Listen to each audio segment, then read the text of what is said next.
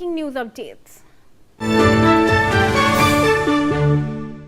Visuals have captured the devastating aftermath of the powerful quakes that struck Venezuela, leaving a trail of destruction across several regions. What was once a densely built urban landscape now appears reduced to rubble, with building after building seen collapsed or severely damaged. Entire blocks seem flattened, while concrete debris, twisted metal and shattered structures cover the streets. Let's take a look.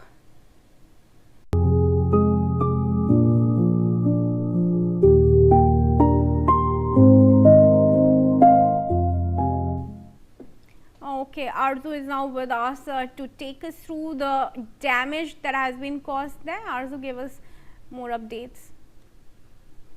Well, a magnitude of 7.24 shock followed just 39 seconds later by the magnitude 7.5 main shock. The unusually short gap between the two quakes meant damaged structures and weakened the terrains were hit again before they could settle, and authorities in fact have reported at least 32 deaths and more than 700 injuries. Through official and seismic expert in fact has expects that the number is going to increase as the rescue operation is still going on. The teams are on the ground at the collapsed structures and they have reached at the collapsed structure and isolated communities, and also a state emergency has already been declared. And the images, the visuals that are coming in from the area, from the Venezuela, shows that how the multiple multi-story residential buildings, offices buildings are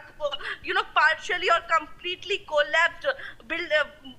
One building after another is collapsing, and the rescue workers searching through piles of concrete and twisted steel, and the people are trying to get searching there for the loved ones. Residents sleeping outdoor because of the fear of aftershocks. The roads are blocked by the debris.